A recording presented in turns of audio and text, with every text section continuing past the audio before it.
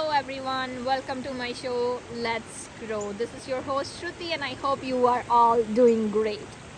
Today we are gonna discuss air, the element of life, like one of the elements of life, and I'm so excited about this. And I meant to say thank you to you initially, so I would say like I am so grateful for you all to always come, listen and learn with me, because we grow as we learn, my friends. And today we have a great company with us to discuss about air, and that is my friend Monica. Monica, welcome to my show. Hi Shruti, thank you for having me here. Awesome.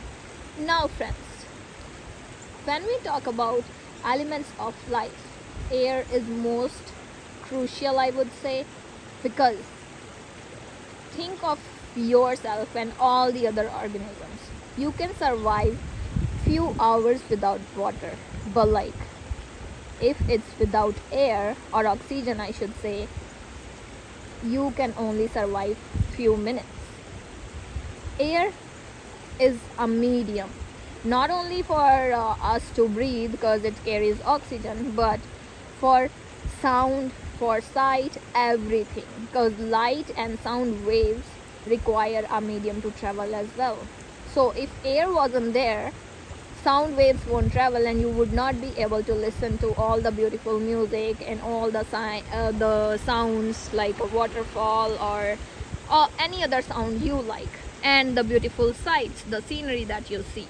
So air is a medium for other sound or light, I would say. Okay, now I want to talk to you about the air signs of zodiac, that are Aquarius, Libra and Gemini. Yes, my friends. What I want to share with you, what I found interesting is that if you've ever paid attention to the zodiac chart, the starting and the ending are the air signs, which shows that it's about maturity and it's about going back and forth as well. Because when we talk about that, you cannot just say it's more about expression, because if we say maturity, that doesn't mean it's not gonna have like joy or some like fun to it, right? Now, what are the basic characteristics of these air signs, or because they are related to air, is communication. The first, they are good at communicating, and we all should actually, and that's something that we can do by being more expressive. Another one is being analytical and social.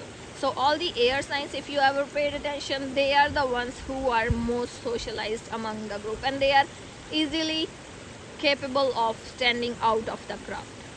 That's the kind of personality they have. You can even call them the social butterflies. Now my friends, when we talk about being expressive, what I want to share is, when we talk about being expressive and communication that we are talking about, you have to pay attention to your throat chakra. So air is related to throat chakra as well. If your throat chakra is not working well, it's blocked, you'll find yourself in situations where you have something to say but you're not gonna actually communicate about. Like think of the situation, sometimes like there's a person or there's something that they're doing or some sort of situation where you find that something needs to be changed about it, or something not right or whatever, but you are not able to say it out loud. That means you have to work on your throat chakra. That helps you communicate, helps you express. Now I want to say something else, that not only it's about talking or throat chakra. When we talk about being expressive, you can also be expressive using arts, because air is about movement as well. Because when there's air breeze, it makes all the leaves go back and forth, right?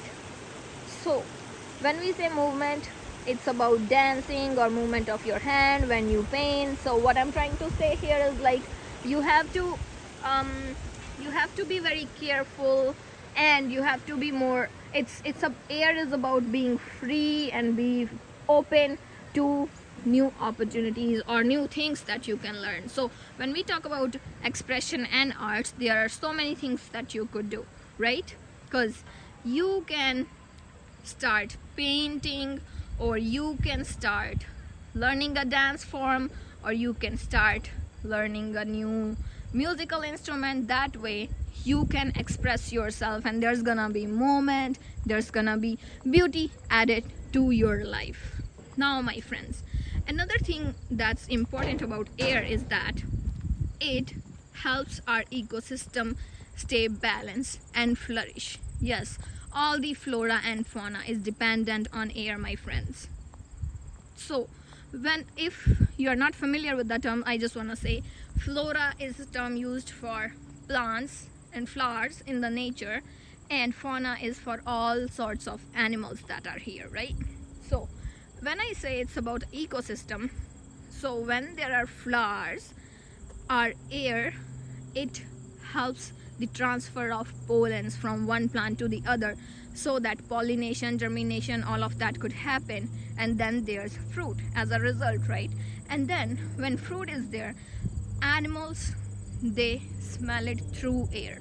Air is a medium always, right? So they smell and they know where it is, they go eat that fruit, enjoy, and that's how like they keep themselves healthy. And that way it's a balance in the atmosphere, because I don't feel like going into the detail how the ecosystem works, but like air is crucial for everything. Now my friends, this is about the ecosystem, but when it comes to the balance of air, balance of throat chakra, or how it can be managed, that is something I'd like my friend to discuss with you all. Over to you, Monica.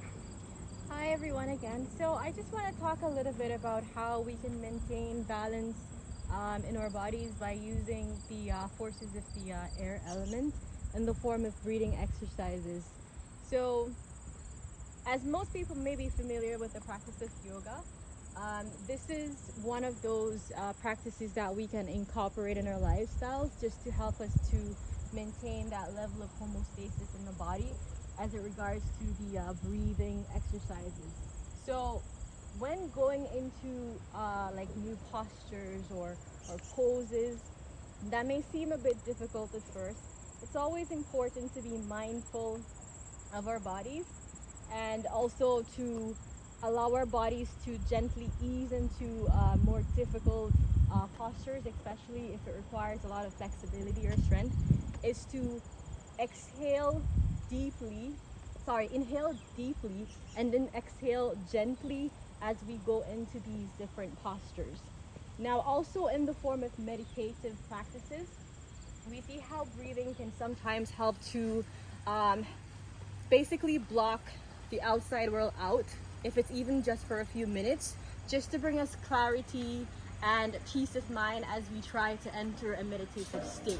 So one thing I have found to be very useful is whenever you're going into that state of meditation, is to take very slow, controlled breaths for like 5 seconds of inhalation through the nose, and then another 5 seconds of exhalation through the mouth, and then repeat this for up to 5 times while just gently, gradually, slowly limiting the movement in our bodies, so as to maintain a form of stillness, so that the mind can just get itself in tune to that feeling of relaxation throughout the body.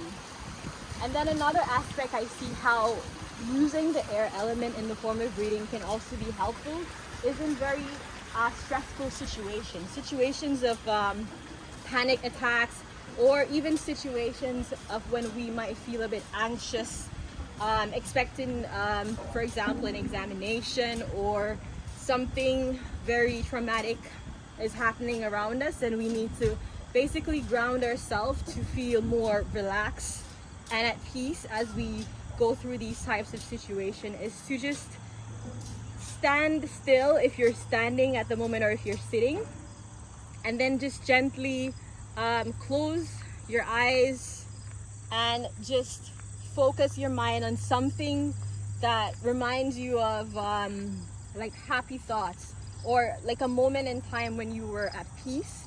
And then while you do that, you inhale deeply again, but this time when you exhale in the form of sound. So for example, you would inhale deeply like, and then when you exhale, you would exhale with the sounds of shh.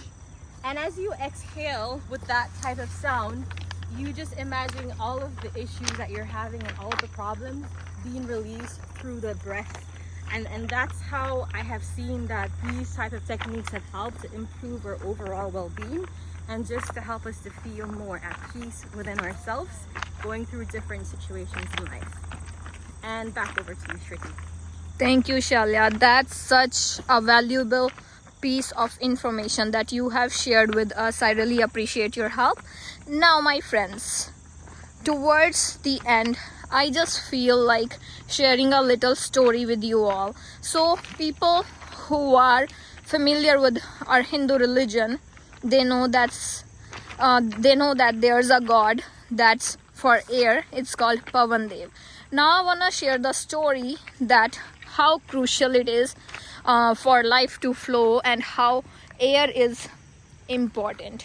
Because once it happened that God Hanuman, who also is known as Pavan Putra, he was a child and he was blessed with like supernatural powers. Like most of us have seen Bal Hanuman movie as well. So what happened was, when Hanumanji was young, he saw sun and he felt as if it was a fruit, very bright, very attractive. So once he was there looking at the sun, he was so tempted to eat it. So he ended up eating, and the whole world went dark. Now what happened?